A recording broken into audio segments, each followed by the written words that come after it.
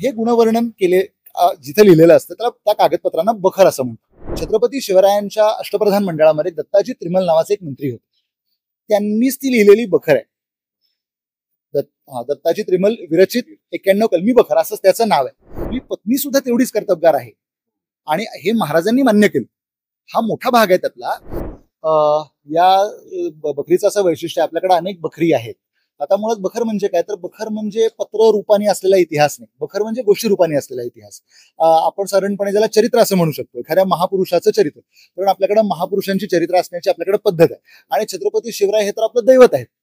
त्यामुळे छत्रपती शिवरायांचं चरित्र आपण लिहावं असं कुठल्याही माणसाला कुठल्याही काळात वाटू शकतं. म्हणजे महाराजांच्या आयुष्यामध्ये कवींद्र परमानंद गोविंद नेवासेकर या गृहस्थांनी महाराजांच्या आज्ञेने शिवभारत लिहिलंय, हे महाराजांचं चरित्र आहे.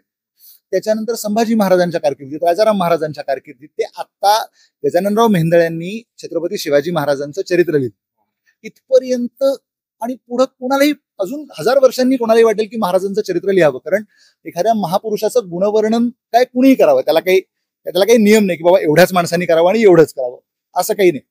तर हे गुणवर्णन केले जिथे लिहिलेलं असतं त्याला त्या कागदपत्रांना बखर असं म्हणतो.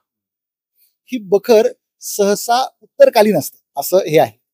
तर आपल्याकडे ही जी बखर आता मिळालेली आहे, फ्रान्सच्या संग्रहामधून आपल्याला मिळालेली बखर आहे. तर या संग्रहामधली जी बखर आहे याचं वैशिष्ट्य काय आहे, तर 91 कलमी बखर नावाची एक बखर आहे. ती काही ठिकाणी 91 किंवा काही ठिकाणी 96 कलमी.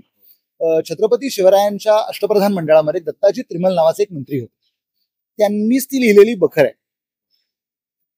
दत्ताजी त्रिमल विरचित 91 कलमी बखर असं त्याचं नाव आहे.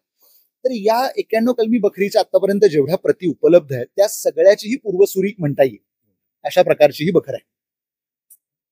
आणि याचं वैशिष्ट्य म्हणजे अन्य कोणत्याही बखरींमध्ये नसणाऱ्या अनेक गोष्टी, महत्वाच्या माहितीपूर्ण गोष्टी या बखरीमध्ये तुम्हाला वाचायला मिळतात.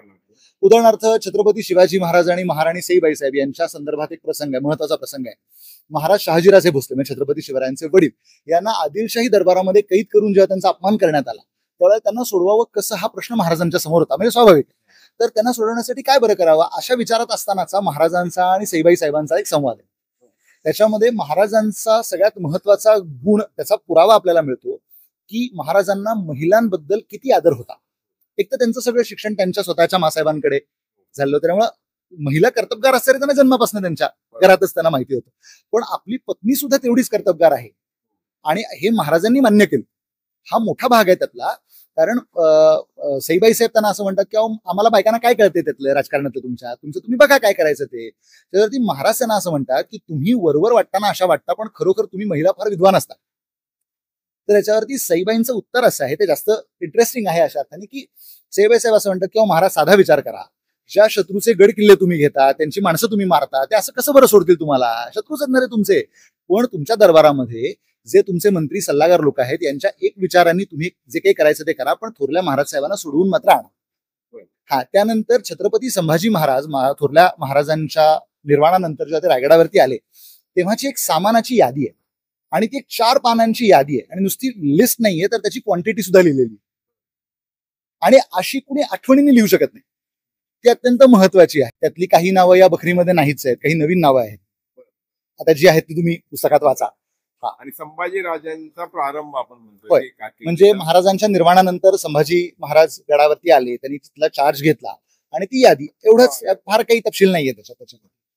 कारण बहुधा लेखकाला फक्त महाराजांचं चरित्र आणि संभाजी महाराजांच्या कारकिर्दीची सुरुवात कदाचित त्याला एवढं लिहायचं असावं. मला म्हणजे आता तो माणूस मला प्रत्यक्ष माहित नसल्यामुळे त्याच्या मनात काय आहे मला माहित नाही, कागदावर काय लिहिलं ते मला माहित